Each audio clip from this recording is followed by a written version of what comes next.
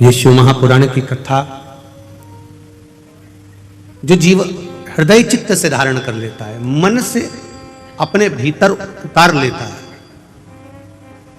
और जिस भाव से श्रवण करता है वो देवाधिदेव महादेव जो लंकाधिपति रावण को सोने की लंका दे सकते हैं, भस्मासुर को अपने हाथ का कंकण दे सकते हैं, कुबेर को कुबेर पद प्रदान कर सकते हैं, इंद्र को अपनी सत्ता दे सकते हैं, भगवान नारायण को जो लक्ष्मी प्रदान कर सकते हैं, भगवान राम के लिए स्वयं समुद्र के किनारे रामेश्वर के रूप में विराजमान हो सकते हैं, जो भगवान कृष्ण के लिए नागेश्वर और सोमनाथ के रूप में विराजमान हो सकते हैं, जो संपूर्ण विश्व के कल्याण के लिए केदारेश्वर बनकर विराजमान हो सकते हैं, वो देवाधिदेव महादेव आपको भी कथा श्रवण करने वाले को भी खाली नहीं छोड़ सकते, वो भी कुछ न कुछ आनंद दे ही सकते हैं, क्योंकि ये शिव भक्ति ही कुछ ऐसी है। तेरी कृपा बिना न हिले एक भी अणु, लेते हैं श्वास तेरी कृपा से तनो तनो, बखान क्या करूं मैं राखों के ढेर का, चपटी भवोतले है खजाना कुबेर का। महाराज अभी पूज्य गुरुदेव अपनी वाणी से कह रहे थे कि ये पुराण है,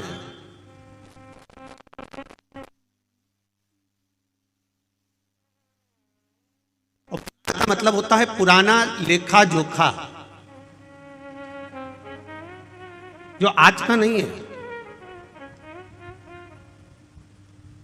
आपको अपना पुराना अगर लेखा जोखा उठाना है, आपको अपना पुराना कुछ देखना है, तो तहसील में जाना पड़ेगा, और तहसील में जाकर आप अपना पुराना इतिहास, आपके दादाजी की कितनी प्रॉपर्टी थी, कहाँ पर तुम्हारा मकान था, क्या नंबर था, क्या खसरा नंबर था, ये पूरा रिकॉर्ड आप तहसील में जाकर देख सकते हो, तहसील में जाकर देखा जा सकता है।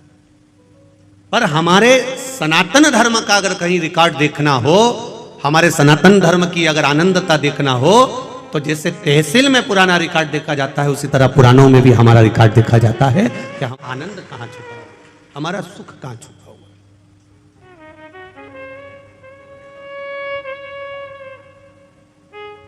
शिव भक्ति सारी समस्या का हल, एक लोटा जल।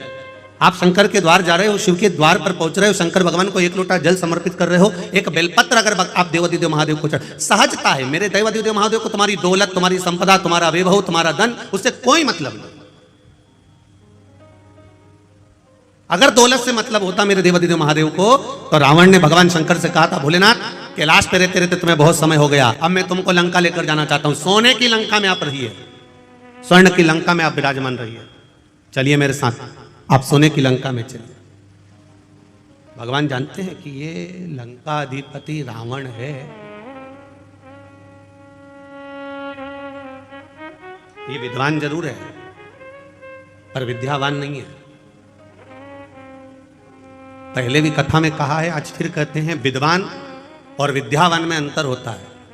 हनुमान जी के आगे कहा जाता है विद्यावान गुणी अति चातुर, पर रावण के आगे कोई भी ये नहीं कहता कि ये विद्यावान है, रावण के आगे लोग कहते हैं ये विद्वान है।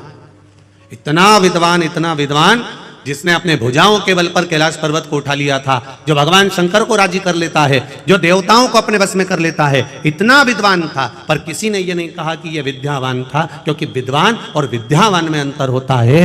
विद्वान अपने अहंकार में इतना फूल जाता है कि वो किसी के आगे झुकना नहीं जानता, और विद्यावान हर एक के आगे झुककर चलता है। जैसे मेरे हनुमान जी महाराज हर घड़ी, हर पल, हर क्षण श्री राम जी महाराज के आगे झुककर खड़े हुए, प्रणाम कर कर।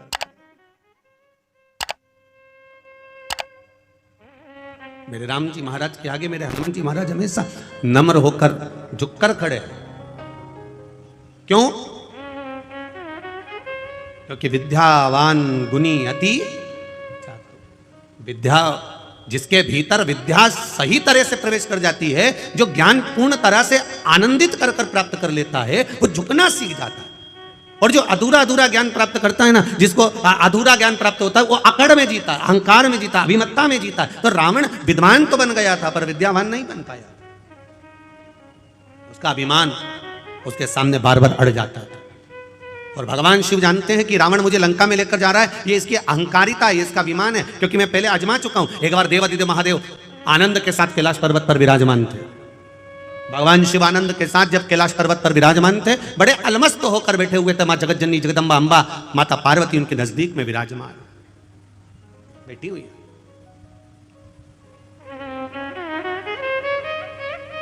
विशर्वा बाबा के पुत्र कुबेर भी हैं और विशर्वा बाबा के पुत्र लंकाधिपति रावण भी। कुबेर के पास में पूरा लंका का राज्य था,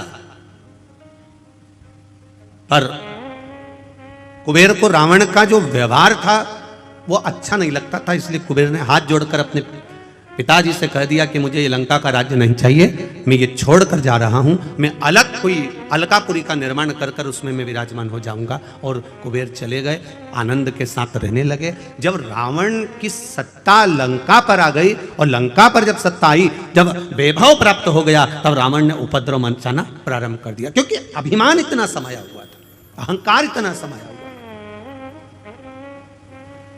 एक बात अपने जीवन में उतार कर रखिएगा, इंजीनियर बन जाओ, डॉक्टर बन जाओ, सीए बन जाओ, कलेक्टर बन जाओ, चाहे तुम किसी पद पर विराजमान हो जाओ, पर शिव महापुराण की कथा कहती है कि आपको पद जिस परमात्मा की कृपा से मिला है, जो यश उस परमात्मा की कृपा से मिला है, वो परमात्मा की कृपा से प्राप्त हुआ है। इसलिए पद और प्रतिष्ठा पाकर आप अहंकार में मत डूब जाना, क्योंकि अहंकार में 3 गए, धन वैभव और वंश। ना मानो तो देख लो रावण, कौरव और कंस, ये तीनों अहंकार में चले जाते हैं, ये तीनों अभिमत्ता में चले रहे। आप इंजीनियर बनिए मना नहीं, आप कलेक्टर बनिए मना नहीं, आप एसपी बनिए मना नहीं, आप डॉक्टर बनिए मना नहीं है, पर कहीं इतना अभिमान, इतना अहम, इतनी अहंकारिता हमारे भीतर प्रकट ना हो जाए कि जिसके बल पर हम पुनः फिर नीचे आ जाए। वो अभिमत्ता हमारे भीतर नहीं आना चाहिए।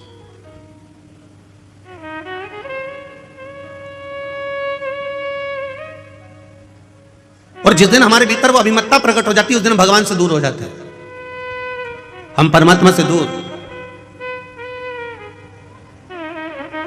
जब अभिमत्ता चली जाती है, फिर हम परमात्मा के करीब में आ जाते हैं, वापिस पुनः भगवान के पास।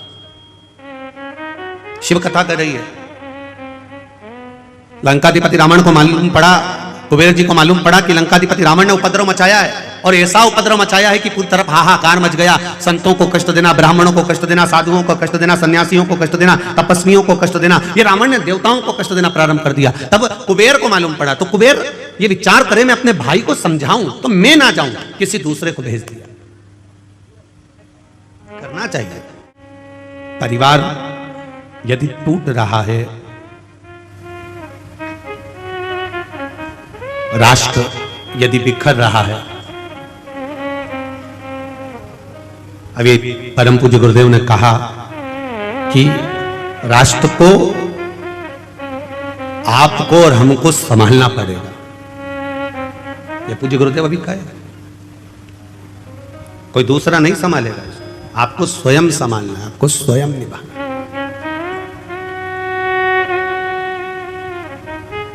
संत हो, सदगुरु हो, तपस्वी हो, ब्राह्मण हो, सन्यासी हो, साधक हो, उपासक हो, वो संभाल लेते हैं।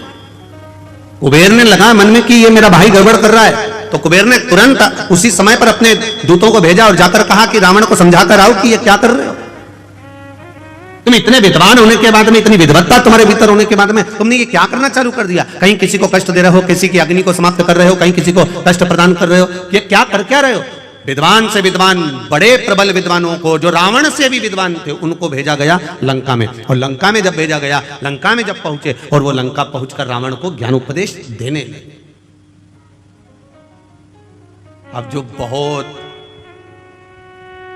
कंजरी वालों, थोड़ा ध्यान लगा कर सुनना, और जितने भी कंजरी की दीदी उन बैठी है ना, सब जरा ध्यान लगाइएगा, जितनी भी जीजियां बैठी और जितने जीजा उन बैठे वो भी थोड़ा ध्यान लगाइएगा कि ज्ञानी को समझाया जा सकता है, अज्ञानी को समझाया जा सकता है, पर अभिमानी को कभी नहीं समझाया जा सकता, ये निश्चित है। अब कोई ज्ञानवान है तो उसको समझा सकते हो, कोई अच्छा ज्ञानी व्यक्ति है, पढ़ा लिखा है, समझदार है, उसको समझाओगे ये मत करना, आगे से ऐसा ना करिएगा, ऐसा ना करिएगा, तो वो समझ जाएगा। कोई अज्ञानी है, एक बार नहीं समझेगा, 2 बार में समझेगा। अज्ञानी है तो वो मुंह भी नहीं चलाएगा, आओ इन्हें कह दिया मेरे को नहीं करना, नहीं करना तो उठ के चला गया। अज्ञानी है, उसमें अज्ञानता है, वो नहीं समझ सकता। अब ज्ञानी को समझा लोगे, अज्ञानी को समझा लोगे, पर जिसके भीतर अभिमान बढ़ा हुआ है, बताओ कल का छोरा हमको समझाएगा, बताओ कल की बहू आई ये मुझे ज्ञान देगी। कई कई सास उनके देती है कल की आई है और मुझे बदलना चाहती है, कल की आई। मतलब इसके भीतर ये अभिमान भरा हुआ है, अहंकार भरा हुआ है, और ये अभिमान जब तक भरा हुआ है तब तक ये सुधर नहीं सकता। इसलिए ज्ञानी को समझाया जा सकता है, अज्ञानी को समझाया जा सकता है, पर जिसके भीतर अभिमान भरा है उसको समझा सकोगे क्या? बोलो तो जम के जरा, समझा पाओगे? नहीं समझा सकते। आप कितना ही प्रयास करें समझा नहीं समझ। सास कह रही है गुड़ को गर्म कर उसमें तिल्ली भूंज के डाल दे, लड्डू बन जाएगा, पर बहू नहीं, मैं तो गुड़ को फोड़ूंगी, उसमें कच्ची तिल्ली बिना सीखी डाल दूंगी और ऐसे ऐसे गोल गोल करके लड्डू बना दूंगी, हो गई संक्रांति, लड्डू तैयार। अब सास कह रही है कि थोड़ा सेक ले, थोड़ा गुड़ को गर्म कर ले और तिल्ली को सेक कर लड्डू बनाएगी तो अच्छा बनेगा। अब उसको तो भीतर इतना अभिमान भरा था, मैं तो सीख के आई हूं, मुझे तो सब मालूम है, और बैठी 4 घंटे तक वो रेसिपी बुक लेके, और रेसिपी बुक में जैसा जैसा लिखा था। और ऐसा जरूरी नहीं है कि कभी कभी रेसिपी बुक भी गड़बड़ कर जाती है। एक नई नवेली बहू आई और सास ने उसको कह दिया बेटा मेरा मन कर रहा है, मेरा मन कर रहा है, तो एक काम कर थोड़ी सी आइसक्रीम बना ले, मेरा मन कर रहा। बहू ने कहा मम्मी तुम भी क्या आइसक्रीम खाना? अब भी बनाती हूँ। उसने तुरंत अटैची में से रेसिपी बुक निकाली, 2 किलो दूध धीमी आंच पे रखो, गैस चालू करो, फिर धीरे धीरे उसको हिलाओ। अब वो हिलाते हिलाते उसमें बेकिंग पाउडर डालो, और क्या क्या डलता है तुम्हें मालूम होगा, इलायची का पाउडर डालो, फिर धीरे धीरे उसका पूरा रेसिपी बुक तैयार करिए। अब बुक वो तैयार करा, और तैयार करने के बाद में फिर उसने पढ़ा 1 घंटा फ्रिज में रखो। अब ये गई और करी आई जो जो जैसा जैसा लिखा था। 2 घंटे के बाद सास ने फ्रिज खोला, और फ्रिज खोला तो बहू को आवाज लगाया, बेटा ओ बेटा, बहू हाँ मां इधर आ, ये मंदिर का घंटा फ्रिज के अंदर किसने रखा? बहू तुरंत पल्लू लेके बोली मां मैंने रखा है। क्यों? बुक में लिखा था 1 घंटा फ्रिज में रखो, इसमें लिखा 1 घंटा फ्रिज। सास ने बुक को लिया और माथा से ठोका, अरे ओ पगली, वो बुक में लिखा था जो तूने घोल बनाया था उसको 1 घंटा फ्रिज में रखना था, तू मंदिर का घंटा लाके फ्रिज में रख दिया। अब बताओ वो आइसक्रीम तैयार हो, वो आइसक्रीम तो ज्ञानी को समझा सकते हो, बोलो बोलो आगे बोलो, अज्ञानी को समझा सकते हो, पर वो तो बढ़िया एकदम तन्न होकर अब अभिमानी को नहीं समझा सकते कि साहब ये रेसिपी ऐसी बनेगी, तुम समझा, उसको समझाना मुझे।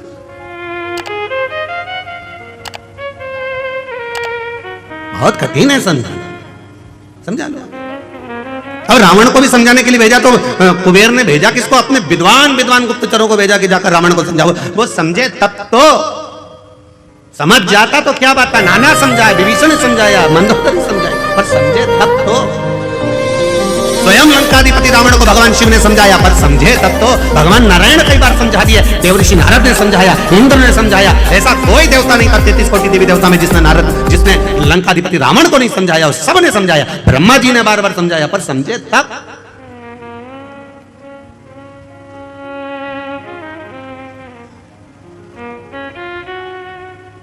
समझ में तो आए इसको। अब कुबेर जी ने भेज दिए अपने साथियों को और सारे गुप्तचरों को बोला, और बोलकर कहा, जाकर मेरे भाई को समझाना, ज्ञान लेना, समझाना, मेरे को मालूम है वो रावण समझ जाएगा। जिसमें से एक बहुत विद्वान गुप्तचर था, उस गुप्तचर ने तुरंत कुबेर जी को कह दिया, आप कह रहे हो आपका भाई है, समझ जाएगा, मैं जानता हूं समझ जाएगा। तो उसमें से एक गुप्तचर बोला, हम भी आपके घर का अन्न खाए हैं, हमें मालूम है वो नहीं समझ पाएगा। कुबेर जी ने कहा, ऐसा नहीं हो सकता, तुम जाओ, समझाओ, उसको ज्ञान दो। ठीक है, चले जाते। बहुत मिलेंगे आपको भी। अभी कंजरी में तुम कथा चालू हुई, आज तो पहला दिन है। कई लोग कहेंगे क्या होता है शिव महापुराण की कथा सुनने से, क्या होता है शिव पुराण में जाने से। बहुत ज्ञान देंगे। क्या होता है शंकर जी को एक लोटा जल चढ़ाने से, क्या होता है बेलपत्री चढ़ाने से, क्या होता है राम नाम बोलने से, क्या होता है कृष्ण नाम बोलने से, क्या होता है शिव नाम बोलने से, क्या होता है श्री शिवाय नमस्तुभ्यम बोलने से, क्या होता है नमः शिवाय बोलने से, क्या होता है ओम नमः शिवाय बोलने से। कहीं कहीं बोलेंगे, कहे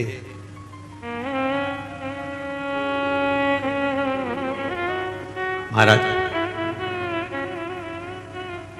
उनको एक बात जरूर कहना, भगवान की कथा सुनते सुनते, भगवान का भाव श्रवण करते करते, जिस समय कथा सुनते सुनते आपके रोम, आपके शरीर के ये रोम, ये बाल खड़े हो जाएं, समझ लेना कि शिव आपके भीतर समाना प्रारंभ हो गया। अगर कथा सुनते सुनते आपके रोम उमंग से भर जाएं, कथा सुनते सुनते आपके ये बाल, आपके ये रोम खड़े हो जाएं, तो समझ लेना कि तुम्हारी दुख की घड़ी में शिव खड़ा होना प्रारंभ हो गया। ये कथा तत्व है, ये रस तत्व है, ये कोई सहजता नहीं। भक्ति का बल बढ़े, भक्ति का आनंद बढ़े, भाव बढ़े, तो परमात्मा हमारे साथ खड़ा हुआ है।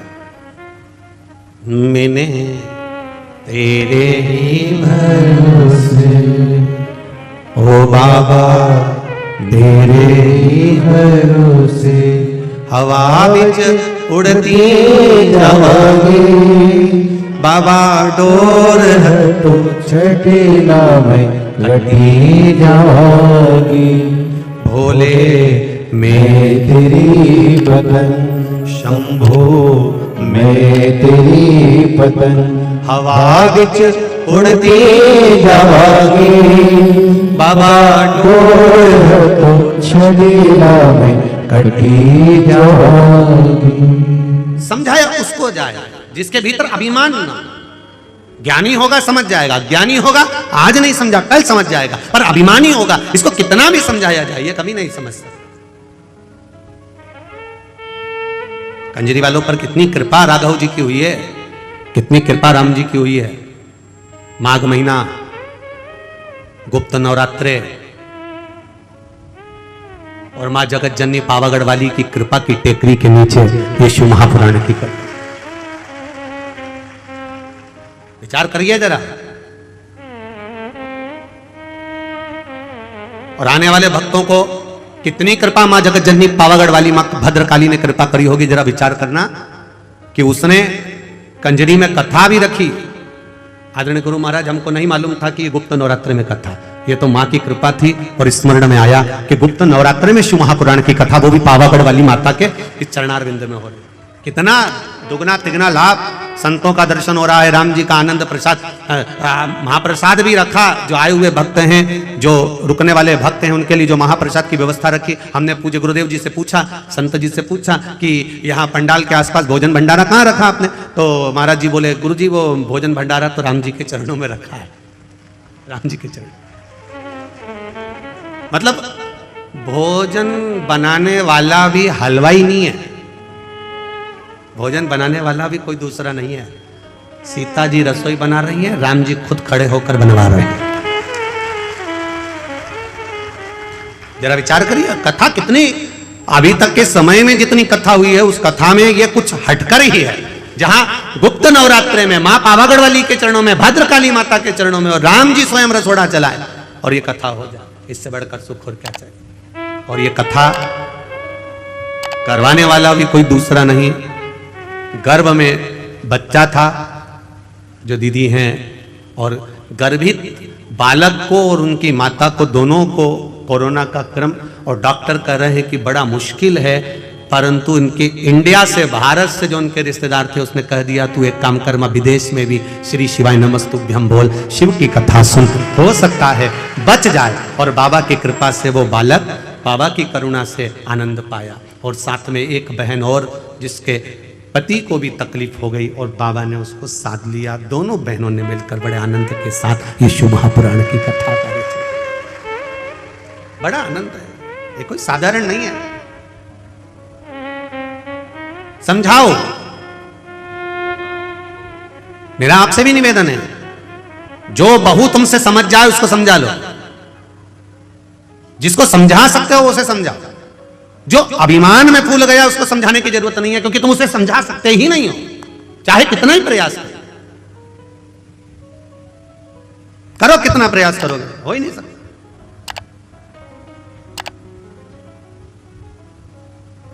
और जितना ये ज्ञान भी जितना जिसके भाग्य में होता है ना, उतना ही उसको प्राप्त होता है। जितना जिसके भाग्य में होता है उतना ही उसको।